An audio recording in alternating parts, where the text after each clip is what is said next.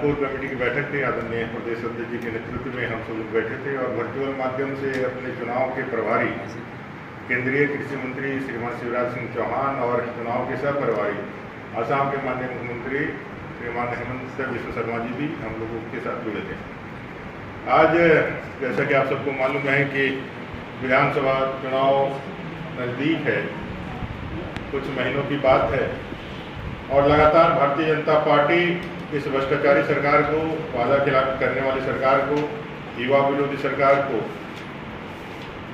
जनता के माध्यम से कैसे इसको हटा करके इस झारखंड में, इस 3.5 करोड़ झारखंड की जनता के उम्मीदों का झारखंड सरदार अटल बिहारी वाजपेयी जी अपने धरती आबा बिरसा मुंडा जी के झारखंड को कैसे बनाया जाए, इस लिहाज से एक लगातार जनता के बीच जा करके इस सरकार के फेलियर को बताने का काम कर रही है। हम लोगों ने आज 23 तारीख को, आप सबको मालूम है, युवाओं के आक्रोश का प्रदर्शन यहाँ पर है।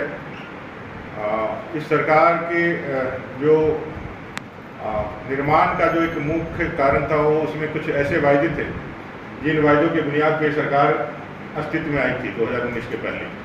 वो वायदे जिसमें 5 लाख बेरोजगारों को प्रतिवर्ष रोजगार देना, रोजगार ना दे पाए तो 5,000-7,000 बेरोजगार का भत्ता देना, 72,000 रुपया प्रत्येक गरीब परिवार को देना, ऐसे कई एक वायदे, स्थानीय नीति, नियोजन नीति, ऐसे कई एक वायदे करके सरकार आई थी।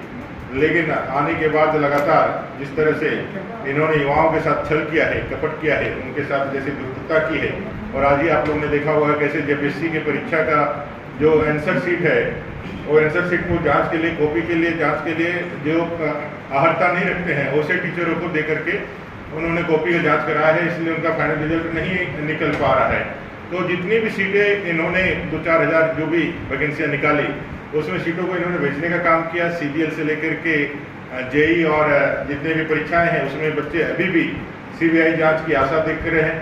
इन सारे मुद्दों को लेकर के युवा मोर्चा के बैनर तले 23 तारीख को इस झारखंड प्रदेश के लाखों बेरोजगार युवा इस सरकार को उखाड़ फेंकने के लिए मोरहाबादी के इस मैदान में, ऐतिहासिक मैदान में जुटने वाले हैं। उससे संबंधित विशेष चर्चा हुई और आने वाले विधानसभा के निमित्त जो तैयारियां और जो हम लोगों का सांगठनिक प्रयास है उसको करने का निर्णय लिया गया है। 25 तारीख को मन की बात कार्यक्रम है, 25 अगस्त रविवार को आदरणीय प्रधानमंत्री जी के मन की बात का कार्यक्रम है। इसको हम लोग समस्त बूथों पे करने की एक योजना लेकर के आगे बढ़ रहे हैं। उसको भी करने का एक रणनीति हम लोगों ने बनाए हैं और आगे के चुनावी जो हमारे क्रियाकलाप होने वाले हैं, जो सांगठनिक भी हो और जो आंदोलनात्मक हो, ये सारे विषयों को लेकर के चर्चाएं हुई हैं। आगे अगले बार हम लोग फिर 28 तारीख को बैठने वाले हैं। लेकिन बीजेपी कंफ्यूज्ड है। दुख तो इसी बात का है कि जनादेश मिलने के बाद वो लगातार झूठ बोल रहे हैं। आपको याद होगा जब सरकार बनी तो उन्होंने वहाँ से शुरू किया कि हमारा खजाना खाली है। इन सारे वायदे जो आखिरी समय में पूरा करने के लिए आ रहे हैं, उन्होंने वहीं से स्टार्ट किया था। आप पहले के 2 साल देखेंगे तो मेरा खजाना खाली है, मेरा खजाना खाली है, और करोड़ों अरबों रुपये का यहाँ पर किस तरह से घपले घोटाले हुए, किसी से छिपा हुआ नहीं है। वो लगातार झूठ बोलते हैं, वो लगातार एक तरह से विक्टिम कार्ड खेलते हैं। वो कई अवसरों पर ध्यान भटकाने के लिए, झारखंड का ध्यान भटकाने के लिए, झारखंड के लोगों का, भोले वाली जनता का ध्यान भटकाने के लिए और अपनी असफलता, अपने फेलियर को छुपाने के लिए इस तरह के हथकंडे अपनाते रहते हैं। इन्होंने ही कहा था कि भाई हमारे विधायकों को एक सब्जी बेचने वाला खरीद रहा था। आप सब लोगों ने देखा होगा 2 लोगों को पकड़ा गया था जिनका निकला बाद में कि वो सब्जी बेचने वाले लोग। इन्हीं लोगों ने चंपा, इरफान अंसारी, विल्सन कोंगाड़ी और अपने जो है राजेश कच्छप को कलकत्ता के जेल में डालने का काम किया और आज उसी इरफान अंसारी को यहाँ मंत्री बना के रखे हैं। इसका मतलब अगर यदि वो इरफान अंसारी यदि कुछ गलत करते रहते हैं, माननीय मंत्री जी कुछ गलत करते रहते हैं, तो आज उसको ऑनर करके, मंत्री का पद ऑनर करके कैसे इसको किया? तो ये सिर्फ और सिर्फ इनकी बातें जो है अपने फेलियर से लोगों का ध्यान भटकाने के लिए, भारतीय जनता पार्टी को आगे करके अपने पक्ष में विक्टिम कार्ड खेल करके सहानुभूति अपनाने के लिए इन्होंने अपने पूरे 5 साल के कार्यकाल में कुछ भी ऐसा नहीं कहा है, किया है जिसके लेकर के जनता के बीच जा सके। इसलिए सिर्फ और सिर्फ सेंटिमेंट जो उनका आधार स्तंभ है, जब उसको प्रयोग करते हैं। और जब 3 दिन पहले जब चंपा सोरेन जी ने एक स्टेटमेंट जारी किया तो इनके पास कोई जवाब नहीं था। इन्होंने, ये आदिवासी के भी नहीं है, मूलवासी के भी नहीं है, आपने देखा होगा अभी बेंगाबाद के उस परिवार को जिसका चौहान है, जिसकी हत्या हुई कहाँ, तो भाई medical college Sheikh Bhikhari medical college Hazaribagh में। क्या है, हत्या हुई क्योंकि जो इसका मुजरिम है नौशाद अंसारी, जो मुस्लिम है शाहिद अंसारी, जो हत्या आरोप में जो अपने गैंगरेप में पॉक्सो में जो उम्र कैद की सजा काट रहा है, उसकी हत्या करके वो भाग गया। अभी तक पकड़ में नहीं आया है। अब समझ सकते हैं जब एक अपराधी को पकड़ना इस सरकार के लिए टेढ़ा खीड़े, वो पकड़ नहीं पा रहे हैं कि पकड़ना नहीं चाहते हैं। प्रश्न तो यहाँ ये उठता है कि भाई वो पकड़ना चाहते हैं कि पकड़ना नहीं चाहते। दूसरा, उस परिवार के साथ संवेदना देने के लिए कोई इन्होंने जाने का काम नहीं किया। वहाँ जब हमारे अध्यक्ष जी और अपने आसाम के मुख्यमंत्री जी वहाँ गए तो आनंद फानंद में उठा के लेकर गया और उनको भी वही चीज दिया है, कुछ एक्स्ट्रा नहीं दिया।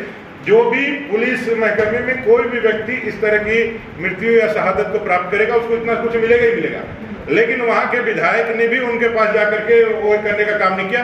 बीजेपी के दबाव में यहाँ आ गए।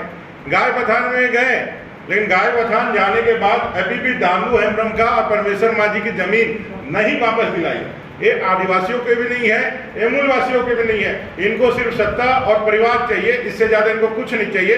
और इस बार इसे सत्ता लोलुप सरकार को, इस झारखंड विरोधी सरकार को झारखंड की जनता जिसकी अगुवाई हमारे युवा करेंगे, उखाड़ करके इनको बाहर का रास्ता देंगे। एक आखिरी सवाल है, आप जो कहना चाहते हैं उसको थोड़ा स्पष्टता दीजिएगा तो मैं चंपई जी के मन की बात। क्या मामले में बीजेपी इतना लेट क्यों कर रही है? एक तो आप एलिगेशन लगा रहे हैं हमारे ऊपर कि भाई आप जो है सीधे जो है आप दूसरे को पकड़ कर ले आते हैं, एक एलिगेशन लगाते हैं। दूसरा, हम लोग की पार्टी है और इस पार्टी में अपने विचार के साथ, अपने सिद्धांतों के साथ जो भी इनसे जुड़ना चाहते हैं उसके लिए हमेशा रास्ते खुले रहते हैं। हम लोगों ने अपनी खिड़की दरवाजे बंद नहीं रखे। जो भी पार्टी के आइडियोलॉजी के साथ, सिद्धांत के साथ, जो अपने आप को भारत के निर्माण के लिए, भारत के राष्ट्रवाद को बढ़ाने के लिए और अपना एक नागरिक के रूप में राष्ट्रीयता के भाव के साथ उन तमाम मुद्दों को एड्रेस करने के लिए आना चाहते हैं वो आएंगे। डेमोग्राफी का चेंज आज झारखंड का बहुत बड़ा मुद्दा है। इस डेमोग्राफी के चेंज के कारण झारखंड में आदिवासी अस्मिता, मूलवासियों की अस्मिता आज खतरे पर है। ये सारे विषयों को लेकर के जब झारखंड में भारतीय जनता पार्टी आगे बढ़ रही है, इसमें साथ देने के लिए कुछ लोग आएंगे तो आने के लिए हम सब लोगों ने उनका सभी के लिए रास्ता है। अब आने वाले को तो पहले प्रॉपर आने का एक मन भी बनाना और दूसरा उसके लिए अपने तरफ से प्रपोजल भी देना, ये दोनों ही विषय होंगे तभी आगे की बातें बढ़ेगी।